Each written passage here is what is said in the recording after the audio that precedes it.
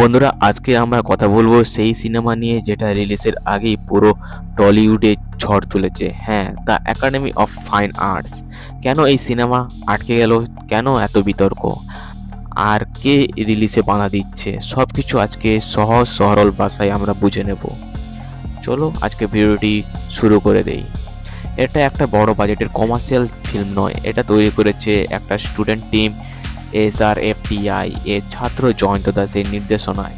কিন্তু সমস্যা হলো সিনেমার কন্টেন্ট বোল্ড, ডার্ক আর সাইকোলজিক্যাল। সেন্সর বোর্ডে এই ছবিটি 54টি কাট পেয়েছে আর সার্টিফিকেট দিয়েছে অ্যাডাল্ট অনলি। এখান থেকেই বিতর্ক শুরু হয়েছে। মূল ঝামেলাটা কোথায় ছিল চলুন দেখে নেই।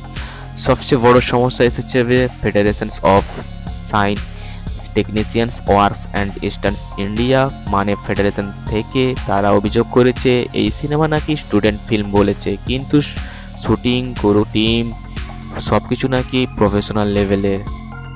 তাদের মতে এই পুরো সিনেমার তালিকা গড়বড় আছে, রেজিস্ট্রেশনে নাকি ভুল তথ্য পেয়েছে, আর স্টুডেন্টের ফিল্ম নামে গিল্ড রুলস ভাঙা হয়েছে।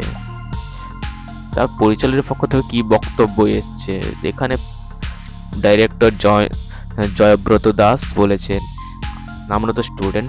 তাদের বক্তব্য বলেছে যে আমরা স্টুডেন্ট, কম বাজেটের ছবি ছিল, তো যতটুকু সামর্থ্য ততটুকুই করা হয়েছে, যতটুকু নিয়ম মেনে ততটুকুই করা হয়েছে। সিনেমার কাউন্টফোর্ডিং নিয়ে বানানো, টিমের অনেকেই ছাত্র রয়েছে, নিয়ম নিয়ে ফেডারেশন নাকি অযথা চাপ দিচ্ছে। এটা খুবই খারাপ বিষয়।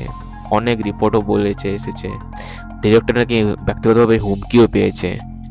এবারে কন্টেন্ট নিয়ে সমস্যা কি কি আছে, ট্রেলারে বের হতে চলে দর্শকের এটা খুব ডার্ক, বোল্ড এবং আর্ট হাউস। আর এই ডিরেক্টর নিজেই বলেছেন এই ছবি সপরিবারে দেখবেন না। এতে কাটের পর সেন্সর দেওয়ার ফলে বিতর্ক জড়িয়েছে। তো বর্তমানে ফেডারেশনে আর টিম দুই পক্ষের নিজেদের অবস্থানে অনড়। সমঝোতা না হলে মোটামুটি এই সিনেমা রিলিজ হতে দিচ্ছে না, আরও কঠিন পরিস্থিতির মধ্যে দিয়ে চলেছে। টলিউডের লুকোনো অনেক পলিটিক্স রয়েছে, এমনিতে বাংলা ইন্ডাস্ট্রি অনেক পলিটিক্স চলে, এমনিতে নিজেরা পারে না, যতটুকু ফিল্ম আসে তা আবার কাটছাট করে বেরিয়ে যায়। আপনারা কি মনে করেন এই সিনেমা রিলিজ হওয়ার উচিত নাকি ফেডারেশন নিয়ম ভাঙলে শাস্তি পাওয়া দরকার? কমেন্টে জানাতে ভুলবেন না। ভিডিও ভালো লাগলে লাইক শেয়ার করে দিন আর সাবস্ক্রাইব করে আমাদের চ্যানেলের সঙ্গে থাকুন। দেখা হচ্ছে পরের ভিডিওতে, অন্য কিছু টপিক নিয়ে আসবো। আপনারা ভালো থাকবেন, সঙ্গে থাকবেন।